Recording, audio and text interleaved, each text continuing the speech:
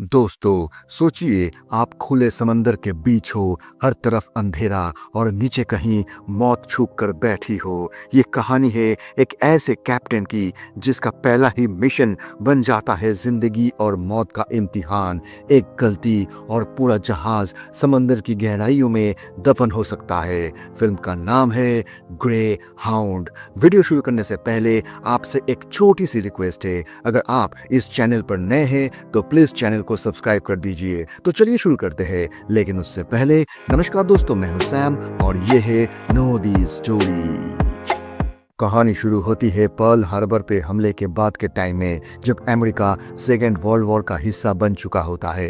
America Britain को जल्दी से सोल्जर्स और सप्लाईज यूरोप भेजनी होती है। इस मिशन के लिए लगभग 36 जहाज का एक बड़ा कॉन्वॉय तैयार किया जाता है, जिनकी हिफाजत के लिए 4 लड़ाकू जहाज को असाइन की जाती है। इन सब का लीडर होता है एक डिस्ट्रॉयर जहाज जिसका नाम है USS grey hound. Grey hound को कमांड कर रहे होते हैं कैप्टन अर्नेस्ट क्रॉस।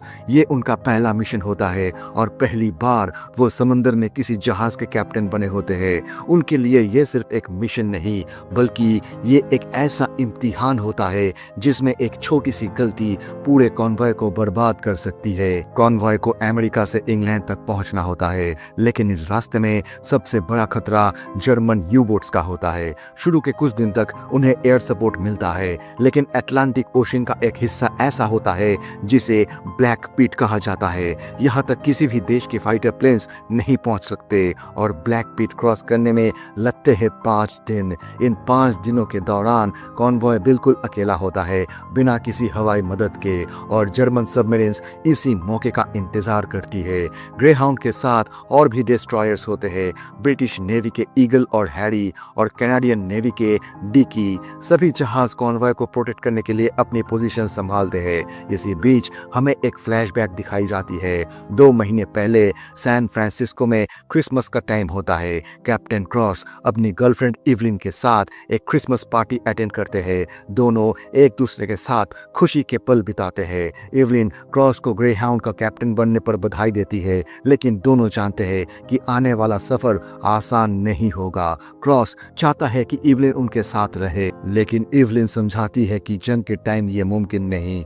वो क्रॉस से वादा करती है कि वो उनका इंतजार करेगी। क्रॉस इवलिन से अलविदा लेते हैं और मिशन के लिए निकल पड़ते हैं। अब वापस हम प्रेजेंट में आ जाते हैं। 3 दिनों तक कॉन्वॉय सेफली आगे बढ़ता है, लेकिन क्रू मेंबर्स के बीच टेंशन होती है। सुबह होते ही क्रॉस को एक अपडेट मिलता है। ईगल और हैरी अपनी पोजीशन से बाहर निकल चुकी है और कॉन्वॉय से लगभग 6 मील दूर हो जाती है। क्रॉस तुरंत उन्हें स्पीड कम करने और फॉर्मेशन में वापस आने का ऑर्डर देते हैं। तभी एक और ज्यादा खतरनाक अपडेट आती है। रडार पर जर्मन यू बोट का सिग्नल मिलता है, जो 15 से 20 मील के रेडियस में होती है। ये वही चीज होती है जिसका सबको डर था। क्रॉस पूरे कॉन्वॉय को अलर्ट कर देते हैं और सभी जहाज को ग्रे हाउंड के आसपास रहने का ऑर्डर देते हैं। अब असली जंग शुरू होने वाली होती है। पानी के ऊपर यू बोट रेडार से डिटेक्ट हो जाती है, लेकिन जैसे ही वो पानी के नीचे जाती है, रेडार बेकार हो जाता है। अब सिर्फ सोनार सिस्टम ही काम आ सकता है, जो साउंड वेव्स के जरिए सबमरीन की पोजीशन का अंदाजा लगाता है। लेकिन सोनार का रेंज सिर्फ 1 मील होता है। कुछ ही देर में सोनार सिग्नल मिलता है। सबमरीन 1 मील के अंदर आ चुकी होती है, लेकिन अचानक वो सिग्नल फिर से गायब हो जाता है। कुछ देर बाद रेडार पर यू बोट सिर्फ 1000 यार्ड्स की दूरी पर दिखाई देती है। Grey hound firing position lock कर लेता है। क्रॉस समझ जाते हैं कि यू बोट सीधे नीचे से हमला करेगी। तुरंत ऑर्डर दिया जाता है डेप्थ चार्जर लॉन्च करने के लिए। एक के बाद एक डेप्थ चार्जर पानी में गिरते हैं और समंदर जोरदार धमाकों से हिल जाता है। कुछ देर तक कोई कंफर्मेशन नहीं मिलता। सब सांसें रोक के इंतजार करते हैं। फिर धीरे धीरे पानी की सतह पर तेल के निशान दिखाई देते हैं। मतलब यू बोट तबाह हो चुकी है। क्रू खुशी से झूम उठता है, लेकिन कैप्टन क्रॉस के चेहरे पर खुशी नहीं होती। इस जंग में 50 से ज्यादा लोग अपनी जान गंवा चुके होते हैं। ये जीत उनके लिए जीत नहीं बल्कि एक भारी जिम्मेदारी का एहसास होता है। क्रॉस अपने ऑफिसर को ऑर्डर देते हैं कि ग्रेहाउंड को कॉन्वॉय के सामने ले जाया जाए ताकि अब से पूरा कॉन्वॉय ग्रेहाउंड की लीडरशिप में आगे बढ़े। और इसी के साथ अटलांटिक ओशन के बीच एक और दिन, एक और जंग और एक और मिशन शुरू होता है। ग्रेहाउंड के रेडार रूम में क्रू हर सेकंड स्क्रीन पर नजर जमाए रखता है क्योंकि समंदर के इस हिस्से में एक पल की लापरवाही मौत बन सकती है। तभी रेडार पर एक सिग्नल मिलता है। 2 रॉकेट्स आसमान में देखे जाते हैं। ये रॉकेट तब फायर किया जाता है जब कोई जहाज बुरी तरह डैमेज हो चुकी हो और क्रू के पास बचने का कोई और रास्ता ना बचा हो। इसका मतलब होता है कि आसपास मौजूद जहाज को तुरंत पता चल जाए कि किसी को मदद चाहिए। जैसे ही ग्रेहाउंड के रेडार ऑपरेटर ये सिग्नल डिटेक्ट करते हैं, तुरंत कैप्टन क्रॉस को इन्फॉर्म किया जाता है। कैप्टन बिना वक्त गवाए ब्रिज पर पहुंचते हैं, बाइनाकुलर उठाते हैं और दूर समंदर में काला धुआं देखते हैं। वो एक अमेरिकन जहाज होती है जो जर्मन यू बोट के हमले के बाद धीरे धीरे पानी में डूब रही होती है। इसी बीच रेडर टीम एक और खौफनाक चीज नोटिस करती है। कई टॉर्पीडोज कॉन्वॉय की तरफ बढ़ रहे होते हैं। क्रॉस पूरे कॉन्वॉय को स्पीड कम करके लेफ्ट टर्न लेने का ऑर्डर देते हैं। साथ ही वो जिगजैग चलने का ऑर्डर देते हैं ताकि जर्मन यू बोट्स अपना निशाना सही से लॉक ना कर पाए। इसी दौरान मैसेज मिलता है कि कैडिना नाम की एक जहाज ने डूबी हुई शिप के क्रू को रेस्क्यू कर लिया है। लगभग 42 लोगों की जान बच जाती है। कैप्टन क्रॉस कैडिना के कैप्टन को ऑर्डर देते हैं कि वो जिगजैग फॉर्मेशन में वापस कॉन्वॉय के बीच आ जाए। उधर से एक और खतरनाक अपडेट आता है। हैरी रिपोर्ट करता है कि उनके रेडार पर 2 यू बोट्स डिटेक्ट हुई है। थोड़ी देर बाद ईगल भी 2 सबमरीन्स डिटेक्ट करता है और डिकी भी 2 और डिटेक्ट करता है। मतलब total 6 German you boats convoy को चारों तरफ से घेर चुकी होती है, लगभग 20 मील के रेडियस में। क्रॉस तुरंत ऑर्डर देते हैं कि जो सबमरीन फायरिंग रेंज में आए उस पर फायर किया जाए। जैसे जैसे सबमरीन्स पानी के ऊपर उभरती है, हर किसी का दिल दहल जाता है क्योंकि एक अकेला यू बोट भी पूरे कॉन्वॉय को तबाह कर सकती है। ग्रेहाउंड के सोनर ऑपरेटर बताता है कि एक सबमरीन पानी के नीचे है और लगभग 6 मील दूर है। धीरे धीरे वो और पास आने लगती है। क्रॉस ऑर्डर देते हैं कि जैसे ही सबमरीन 2.5 मील के अंदर आए तुरंत फायर किया जाए। ग्रेहाउंड से 11 राउंड्स दागे जाते हैं लेकिन कोई भी निशाने पर नहीं लगता। इसी बीच कैडिना को भी मेन फॉर्मेशन में लौटने का ऑर्डर मिलता है क्योंकि उसके पास भी ग्रेहाउंड जैसे आधुनिक हथियार होते हैं। अब रात का अंधेरा छा जाता है और ये सबसे ज्यादा खतरनाक होता है। अंधेरे में सबमरीन्स को डिटेक्ट करना लगभग नामुमकिन होता है। अभी भी 36 घंटे बाकी होते हैं हवाई मदद तक पहुंचने में। रात के वक्त जब क्रॉस खाना खाने जाते हैं तभी एक और रॉकेट फायर होने की खबर मिलती है। वो बिना खाना छुए तुरंत ब्रिज पर लौट आते हैं। इसी वक्त सोनर ऑपरेटर डिटेक्ट करता है कि एक सबमरीन बिल्कुल पास पानी के ऊपर आई हुई है। कैप्टन तुरंत फायर का ऑर्डर देते हैं लेकिन अचानक एक मर्चेंट जहाज उनके रास्ते में आ जाती है। उससे बचने के लिए क्रॉस लेफ्ट टर्न का ऑर्डर देते हैं। ये जहाज कॉन्वॉय का ही हिस्सा होती है। अगर जरा सी देर होती तो भयानक हादसा हो सकता था। अगले ही पल दूर से एक और जहाज जो कि एक ऑयल टैंकर था घूमती हुई दिखाई देती है और अचानक आग में घिर जाती है। इसी तरफ से एक जर्मन यू बोट ग्रेहाउंड पर फायर शुरू कर देती है। ग्रेहाउंड भी पलटकर फायरिंग करता है। रेडर से अपडेट मिलती है कि एक जर्मन सबमरीन डैमेज हो चुकी है और धीरे धीरे नीचे जा रही है। सोनर ऑपरेटर उसकी मूवमेंट ट्रैक करता रहता है लेकिन जर्मन सबमरीन एक चाल चलती है।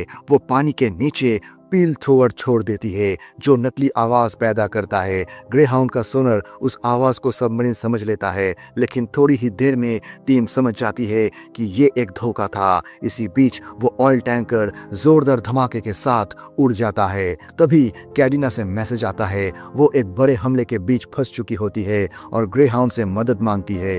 क्रॉस के सामने एक मुश्किल फैसला होता है। एक तरफ टैंकर के लोग पानी में डूब रहे होते हैं और दूसरी तरफ कैटरीना को तुरंत मदद चाहिए होती है। थोड़ी देर सोचने के बाद क्रॉस टैंकर के लोगों को पहले बचाने का फैसला लेते हैं। ग्रेहाउंड टैंकर के पास जाता है और 4 क्रू मेंबर्स को रेस्क्यू कर लेता है। इसी वक्त कॉन्वॉय के पीछे से फिर एक रॉकेट दिखाई देता है। क्रॉस एक और जहाज को रेस्क्यू के लिए भेजते हैं और 8 लोगों की जान बच जाती है। तभी जर्मन्स ग्रेहाउंड का ट्रांसमीटर हैक करके मैसेज भेजते हैं। सबमरीन का नाम होता है ग्रे वुल्फ। मैसेज में वो लिखते हैं, हम बहुत भूखे हैं, तुम्हारी कई जहाज खा चुके हैं और जल्द ही ग्रेहाउंड को भी खा जाएंगे। लेकिन कैप्टन क्रॉस शांत रहते हैं। अगले ही पल ईगल और डिकी के आगे एक और सबमरीन ऊपर आ जाती है। ग्रेहाउंड के सामने एक और जहाज एक बड़े धमाके में तबाह हो जाती है। पूरी रात लड़ाई चलती है। अगली सुबह रिपोर्ट आती है, रात में 5 जहाजों पर हमला हुआ है। 2 जहाज डूब चुकी है। सिर्फ 30 लोग बच पाते हैं, जबकि 210 लोग समंदर में जान गंवा देते हैं। ये सुनकर कैप्टन क्रॉस अंदर से टूट जाते हैं। उन्हें इवलिन की याद आती है, लेकिन जंग अभी खत्म नहीं हुई। ईगल फिर से मैसेज भेजता है, एक नया टारगेट सामने है। क्रॉस ग्रेहाउंड को मदद के लिए भेजने का फैसला करते हैं। इसी वक्त चार्ली इन्फॉर्म करता है कि जहाज के फायरिंग राउंड्स लगभग खत्म होने वाले हैं। क्रॉस पूछते हैं, एयर कवर तक पहुंचने में कितना वक्त लगेगा? जवाब आता है 24 घंटे और, मतलब उन्हें अभी और 24 घंटे तक जर्मन यू बोट्स के साथ जंग लड़नी होगी। कैप्टन दोबारा ब्रेकफास्ट करने की कोशिश करते हैं, लेकिन हो नहीं पाता। डिकी से कैप्टन क्रॉस को एक अर्जेंट मैसेज मिलता है। डिकी बताता है कि उनके सामने एक जर्मन सबमरीन मौजूद है। क्योंकि डिकी ग्रेहाउंड के काफी पास है, कैप्टन डिसाइड करता है कि दोनों शिप्स एक साथ हमला नहीं करेंगे ताकि कंफ्यूजन ना हो। जर्मन यू बोट 2 टॉर्पीडो सीधे जहाज की तरफ लॉन्च कर देती है। यहाँ कैप्टन क्रॉस तुरंत सिचुएशन को समझ लेता है और टॉर्पीडोज के रास्ते को पढ़ लेता है। तब कैप्टन को लगता है कि सबमरीन को घेरकर दोनों तरफ से एक साथ हमला करना ही बेस्ट ऑप्शन है। ग्रेहाउंड घूमकर डिकी के पास आने लगता है ताकि सबमरीन बीच में फंस जाए, लेकिन प्रॉब्लम ये होती है कि ग्रेहाउंड अब डिकी की फायरिंग लाइन में आ चुकी होती है। इस वजह से ग्रेहाउंड कुछ देर के लिए फायरिंग रोक देता है। डिकी अकेला सबमरीन पर फायर करता है, लेकिन वो सबमरीन बहुत मजबूत होती है। तभी वो सबमरीन ग्रेहाउंड पर हमला करता है और ग्रेहाउंड का एक हिस्सा डैमेज हो जाता है। अब कैप्टन क्रॉस कोई और रिस्क लेने के मूड में नहीं होता। वो तुरंत फायरिंग का ऑर्डर देता है। इस बार दोनों तरफ से टॉर्पीडोज लॉन्च होते हैं और एक जबरदस्त धमाके के साथ जर्मन सबमरीन टूट जाती है और समंदर के अंदर डूब जाती है। इसके बाद डैमेज रिपोर्ट आती है। ग्रेहाउंड के 3 क्रू मेंबर्स शहीद हो चुके होते हैं और 3 गंभीर रूप से घायल होते हैं। मरे हुए सोल्जर्स का अंतिम संस्कार किया जाता है। समंदर के बीच होने की वजह से बॉडीज को साथ रखना पॉसिबल नहीं होता, इसीलिए मजबूरी में उन्हें समंदर में छोड़ना पड़ता है। अंतिम संस्कार खत्म भी नहीं होता कि कॉन्वॉय के एक और जहाज से रॉकेट दिखाई देता है। दूर आग जल रही होती है और काला धुआं आसमान में उठ रहा होता है। ईगल शिप मैसेज भेजता है, जर्मन सबमरीन ने उन पर हमला किया है और जहाज का बड़ा हिस्सा डैमेज हो चुका है। ईगल के चीफ कमांडर बताता है कि वो जहाज को बचाने की पूरी कोशिश कर रहे हैं। दिन ढल जाता है और रात का अंधेरा छाने लगता है। सब जानते हैं कि जर्मन सबमरीन्स रात में ज्यादा खतरनाक होती है। कैप्टन क्रॉस बायनोकुलर से देख रहा होता है। ईगल धीरे धीरे और नीचे जा रही होती है। तभी ईगल से एक और मैसेज आता है। उनका कमांडर जहाज छोड़ने की परमिशन मांगता है, क्योंकि डैमेज इतना ज्यादा होता है कि जहाज को बचाना अब नामुमकिन होता है। कैप्टन क्रॉस मजबूरी में परमिशन दे देते हैं। ईगल का डूबना पूरे कॉन्वॉय के लिए एक बड़ा झटका होता है, लेकिन अभी और भी खतरा सामने है। क्रॉस अपने ऑफिसर को चार्ली जहाज के पास भेजता है। चार्ली बताता है कि ईगल और हैरी दोनों को बहुत नुकसान हुआ है और डिकी और ग्रेहाउंड भी प्रेशर में है। अब उन्हें तुरंत एयर सपोर्ट चाहिए। कैप्टन रेडियो साइलेंस तोड़ने का फैसला करता है और एडमिरल से मदद मांगना चाहता है। चार्ली कहता है कि रेडियो सिग्नल पकड़ा जा सकता है। जर्मन सबमरीन्स रेडियो डिटेक्ट कर सकती है। अगर सिग्नल पकड़ा गया तो कॉन्वॉय और बड़े खतरे में आ जाएंगे, लेकिन क्रॉस के पास और कोई रास्ता नहीं होता। वो फैसला करता है कि मैसेज सिर्फ एक शब्द का होगा, हेल्प। छोटा सिग्नल, कम रिस्क। मैसेज भेजने के बाद एडमिरल से कोडेड रिप्लाई आता है। क्रॉस मैसेज डिकोड करता है और पता चलता है कि एयर सपोर्ट और रीएनफोर्समेंट्स भेजे जा रहे हैं। इसी बीच जर्मन सबमरीन फिर से रेडियो पर मैसेज करते हैं। वो कहते हैं कि सबको डुबा दिया जाएगा और समंदर फिर से शांत हो जाएगा। कैप्टन क्रॉस गुस्से में अपना कॉफी कप तोड़ देता है। फिर से रिपोर्ट आती है 2 और जर्मन सबमरीन आसपास मौजूद है। कैप्टन ग्रेहाउंड को ऑर्डर देता है कि बिना किसी और कॉन्वॉय शिप को रिस्क में डाले दोनों टारगेट्स पर एक साथ हमला किया जाए। क्रॉस बायनाकुलर उठाता है और देखता है एक सबमरीन पानी के ऊपर आ चुकी होती है। ग्रेहाउंड तुरंत फायर करता है। तभी एक क्रू चिल्लाता है, एक बड़ा टॉर्पीडो ग्रेहाउंड की तरफ आ रहा है। कैप्टन जहाज को राइट टर्न करने का ऑर्डर देता है, लेकिन सामने से एक और टॉर्पीडो आता हुआ दिख जाता है। सिचुएशन बेहद खतरनाक हो जाती है। जिधर भी जहाज जाए टॉर्पीडो लगने का खतरा होता है। क्रॉस फिर से लेफ्ट टर्न करता है और पहला टॉर्पीडो से बच जाता है, लेकिन एक टॉर्पीडो अभी भी सीधा उनकी तरफ आ रहा होता है। कैप्टन ऑर्डर देता है, जब टॉर्पीडो बिल्कुल पास आए तब अचानक राइट टर्न लेना। टॉर्पीडो जहाज के बिल्कुल नीचे से गुजरता है और निकल जाता है। अब वक्त आ चुका है जवाब देने का।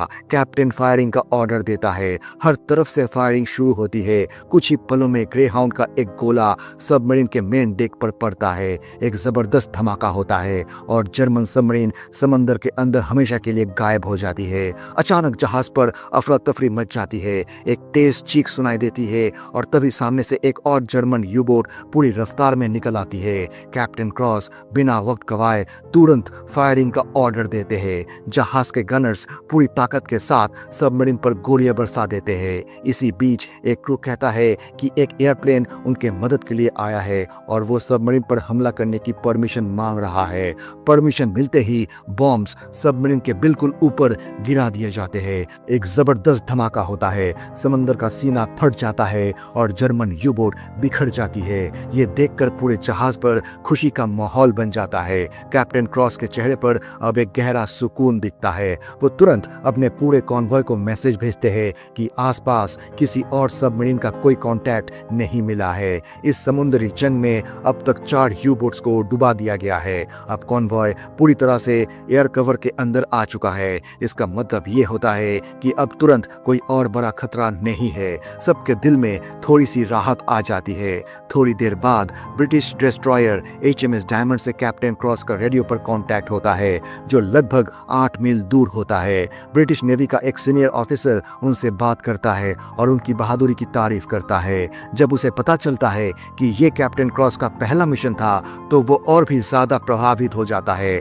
ब्रिटिश ऑफिसर कैप्टन क्रॉस को इंस्ट्रक्शन देता है कि वो हैरी और डिकी को इंग्लैंड वापस ले जाए। कैप्टन क्रॉस कॉन्वॉय के साथ ही रहना चाहते हैं, लेकिन ब्रिटिश नेवी का ऑफिसर समझाता है कि हैरी और डिकी को जो नुकसान हुआ है उस हाल में उनका कॉन्वॉय के साथ रहना मुमकिन नहीं है। अब कैप्टन क्रॉस की जिम्मेदारी है कि वो उन्हें सेफली वापस ले जाए। अब जब कैप्टन क्रॉस अपने जहाज के बाहर देखता है तो पास के जहाज के क्रू को खुले आसमान के नीचे चैन की सांस लेते हुए देखता है। इतनी लंबी और खौफनाक मौत के साथ जंग लड़ने के बाद ये आजादी का एहसास सबके लिए किसी इनाम से कम नहीं होता। कैप्टन क्रॉस के मन में भी एक अलग सी खुशी भर जाती है और इसी के साथ ये फिल्म यहीं पर खत्म हो जाती है। अब एक सवाल आपके लिए, कैप्टन क्रॉस ने अपने पहले ही मिशन में जो भी फैसले लिए, अगर आप उनकी जगह होते तो क्या वही फैसले लेते या फिर उनसे और भी अच्छे फैसले लेते? आपकी सोच कमेंट्स में जरूर बताइए। तो दोस्तों, अगर आपको ये कहानी पसंद आई हो तो वीडियो को लाइक करें, अपने दोस्तों के साथ शेयर करें और ऐसे ही और मूवी एक्सप्लेनेशंस के लिए हमारे channel know the story Hindi को सब्सक्राइब करना ना भूले। आपका एक सब्सक्राइब हमें और कहानियां सुनाने के लिए प्रेरित करता है। मिलते हैं अगले वीडियो में एक और दिल छू लेने वाली कहानी के साथ। तब तक के लिए अपना ख्याल रखिए। धन्यवाद।